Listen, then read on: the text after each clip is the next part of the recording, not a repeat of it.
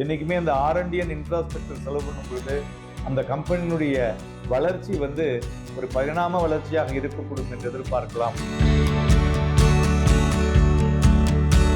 Grey மார்க்கெட்டில் December 2ஆம் தேதி அன்னைக்கு பார்த்தீங்கன்னாக்க கிட்டத்தட்ட ஒரு 44 ரூபாய்க்கு மேலே இருக்கிறது.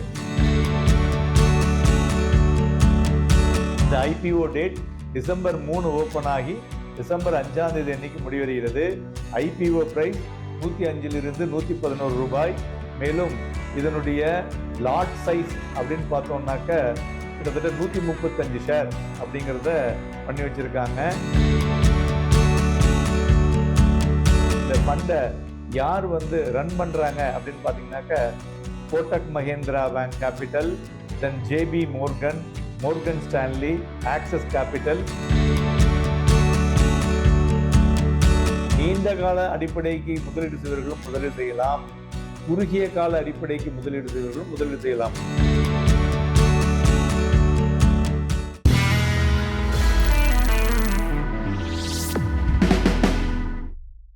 வணக்கம் இந்தியா. ஐபிஓ மீஷோ, அதாவது இ-காமர்ஸ் ஸ்பேஸில் அடுத்ததாக ஒரு பிரம்மாண்டமாக வரக்கூடிய ஐபிஓ என்று சொல்லலாம். இதனுடைய டோட்டல் இஷ்யூ சைஸ் பார்த்தோம்னாக்க 5420 கோடி ரூபாய். இதில் வந்து பார்த்தீங்கன்னாக்க offer for sale and fresh offer ரெண்டும் கம்பைன் பண்ணி வராங்க. ஃப்ரெஷ் ஆஃபரில் 4250 கோடி ரூபாயும், ஆஃபர் ஃபார் சேலில் 1171 கோடி ரூபாயும் வருகிறார்கள். இதனுடைய பிரைஸ் பேண்ட் பார்த்தீங்கன்னாக்க 105 111 ரூபாய் என்று வைத்துள்ளார்கள். மெயினாக இது வந்து இந்த அப்கமிங் ஐபிஓ லிஸ்டிங் வந்து பார்த்தீங்கன்னா போத் என்எஸ்சி அண்ட் பிஎஸ்சி. இது வந்து டிசம்பர் 3ஆம் தேதி அன்னைக்கு ஐபிஓ ஓப்பன் ஆகிறது. டிசம்பர் 5 ஐபிஓ முடிவடைகிறது.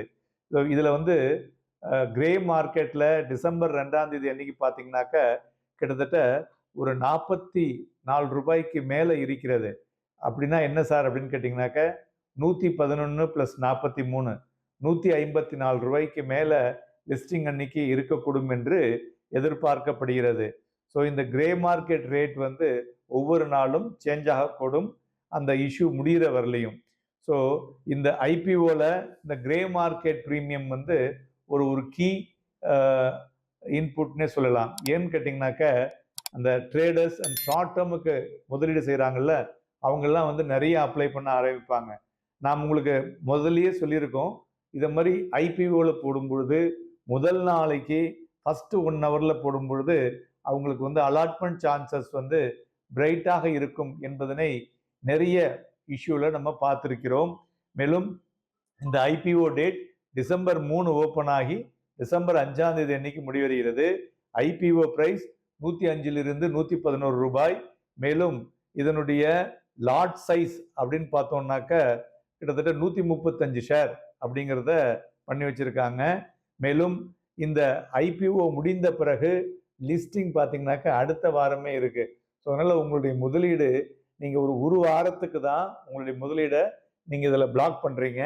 மேலும் இதனுடைய ரிஜிஸ்டார்னு பார்த்தீங்கன்னாக்க கேஃபின் டெக்னாலஜி ஒரு பெஸ்ட் ரிஜிஸ்டார்னு சொல்லலாம். அதுபோல் இந்த ஃபண்டை யார் வந்து ரன் பண்ணுறாங்க அப்படின்னு பார்த்தீங்கன்னாக்க Kotak Mahindra bank capital, then JP Morgan, Morgan Stanley, Axis capital, Citigroup, இவங்கெல்லாம் as the lead managers to the public இஷ்யூன்னு சொல்லலாம்.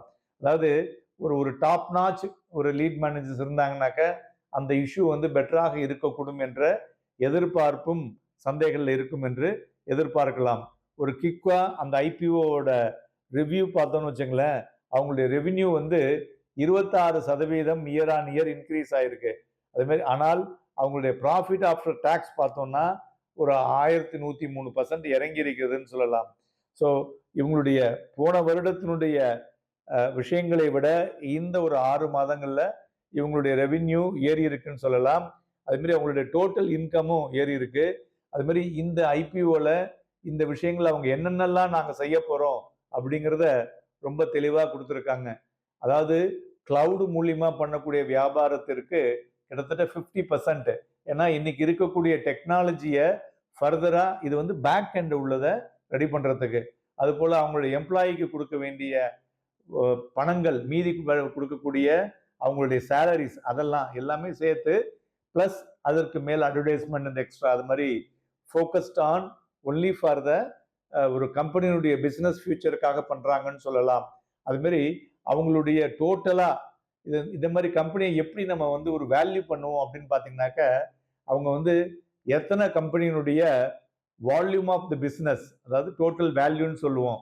இப்போ அதாவது என்னன்னா, இப்போ நீங்கள் வந்து ஒரு ஆர்டர் பிளேஸ் பண்ணுறீங்கன்னு வச்சுங்க, அந்த ஆர்டர் வேல்யூ ஒரு ரூ. 150 ஆர் ரூ. 200 இருக்குல்ல, அதேமாரி ஓவராலாக ஒரு வருஷத்தில் அவங்க எவ்வளோ வந்து ஹேண்டில் பண்ணியிருக்காங்க அப்படின்னு பார்த்தீங்கன்னாக்க, சற்றேறக்குறைய 35,000 கோடி ரூபாய்க்கு மேலே ஹேண்டில் பண்ணியிருக்காங்க.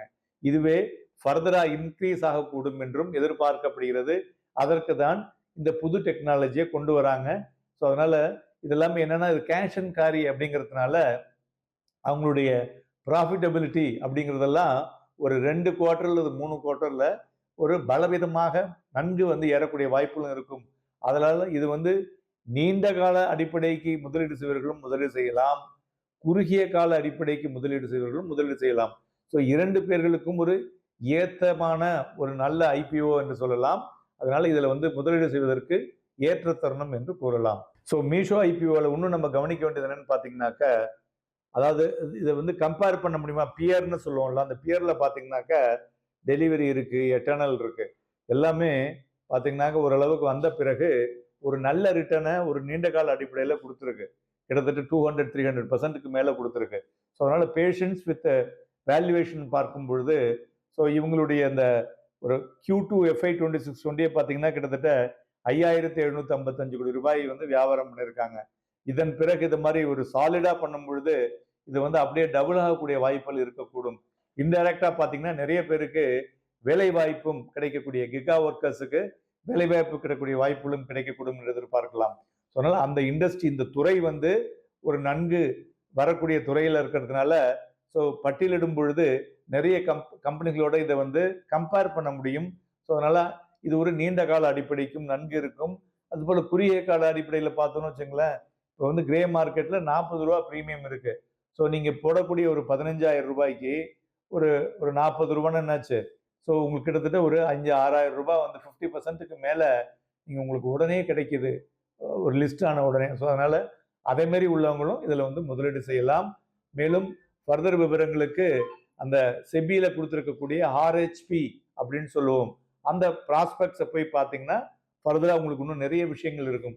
இதுதான் நீங்க முக்கியமான கவனிக்க வேண்டிய விஷயங்கள். அதாவது இந்த பணத்தை திரட்டி அவர்கள் என்ன செய்கிறார்கள்?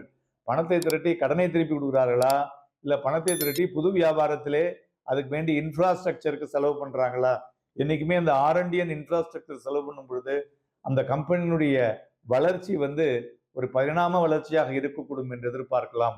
அதனால இதுல முதலீடு செய்யலாம். நன்றி, வணக்கம்.